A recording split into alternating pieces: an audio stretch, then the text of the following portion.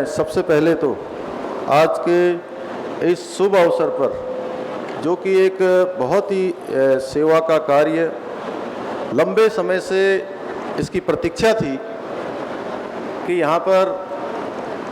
जहाँ पर एक तरह से हमारा इतना बड़ा केंद्र स्वास्थ्य के क्षेत्र में 2014 के बाद प्रारंभ हुआ, माननीय प्रधानमंत्री मोदी जी के बनने के बाद तेजी से जहाँ हजारों लोगों को रोज यहाँ पर ओपीडी और स्वास्थ्य सेवाओं को देने का काम हुआ, जहाँ उत्तराखंड के साथ साथ उत्तर प्रदेश के भी बहुत सारे ज़िले जो हमारे उत्तराखंड से लगे हुए हैं, चाहे उसमें सहारनपुर हो, मुजफ्फरनगर हो, मेरठ हो, इधर मुरादाबाद हो, रामपुर हो, आसपास के क्षेत्रों से बड़ी संख्या में, और हिमाचल प्रदेश से भी बड़ी संख्या में स्वास्थ्य के लिए, अपने इलाज के लिए लोगों का यहाँ पर आना होता है। और उस समय में यहाँ पर जिनके पास साधन नहीं है, संसाधन नहीं है, उनको बहुत सारी रहने की तकलीफ़ों का सामना करना पड़ता था। बहुत सारे लोगों को पार्किंग स्थान पर जाना पड़ता था, सड़क पर जाना पड़ता था, होटलों में भी जगह नहीं मिलती थी। ऐसे समय में जब विश्राम सेवा सदन, जिसका आज शिलान्यास हुआ है, जब ये बन जाएगा तो निश्चित रूप से मैं समझता हूँ कि इससे अच्छा ईश्वरीय कार्य कुछ हो ही नहीं सकता, जिस काम के लिए हमारे सभी लोगों ने इसमें प्रयास किया है। और मान्यवर कृष्ण गोपाल जी ने, जिनका लगातार मैं कहूँ कि व्यक्तिगत रूप से रुचि लेकर उन्होंने इस काम को बढ़ाने के लिए सभी को प्रेरित किया है, तो ये ईश्वरीय कार्य है। और मुझे बड़ी खुशी है आज, चूँकि मैं भी इस जो ये सेवा का काम, एक परोपकार का काम यहाँ पर प्रारंभ हो रहा है, और जब मैं लखनऊ विश्वविद्यालय में पढ़ता था, विद्यार्थी था, उस समय के मेरे हीरो और मेरे आदर्श पूज्य भावराव जी के नाम से उनके न्यास में जो माधव सेवा सदन का यहाँ पर निर्माण किया जा रहा है, मेरे लिए बहुत ही, मैं कहूँ कि बहुत ही गौरव की बात है। और उस समय में जब हम पढ़ते थे तो पहली बार 1998 में हमने लखनऊ विश्वविद्यालय में भी भावराव जी के नाम से भावराव द्वार लखनऊ विश्वविद्यालय में उस समय की सरकार के द्वारा हम लोगों ने उस समय बनवाया था, जो आज भी हमारे लिए स्मरण है। और मैं पिछले दिनों जब लखनऊ गया था तो मैंने याद के लिए, अपने स्मरण के लिए वहाँ पर जाके अपना एक छायाचित्र भी लिया था। आज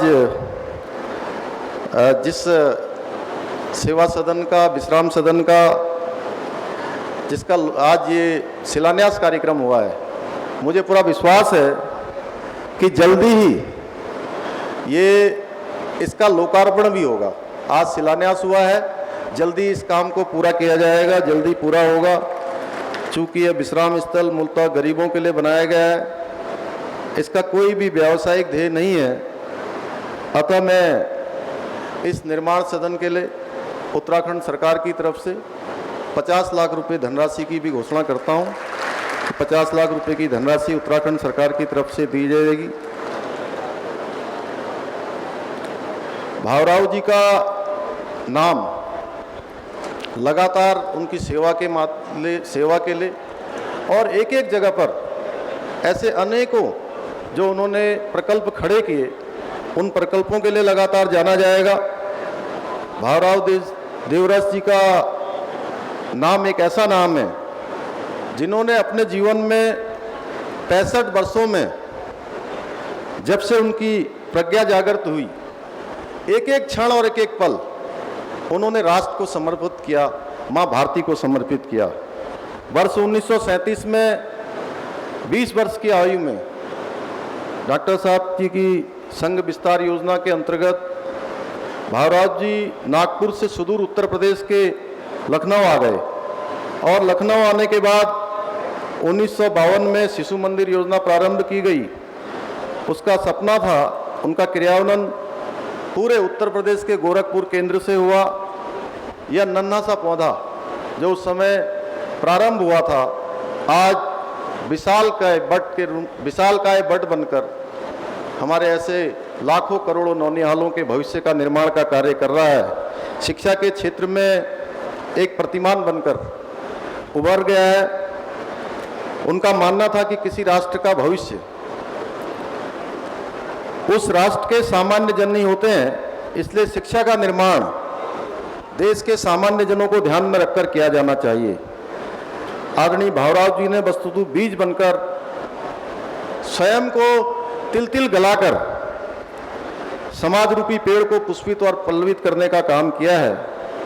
मैं आज इस अवसर पर आप सभी को बहुत शुभकामनाएं देते हुए, बहुत बधाई देते हुए, और जो भी यहाँ पर उत्तराखंड सरकार की जहाँ पर भी आवश्यकता होगी इस सेवा के कार्य में हम सब बढ़ चढ़कर भाग लेंगे।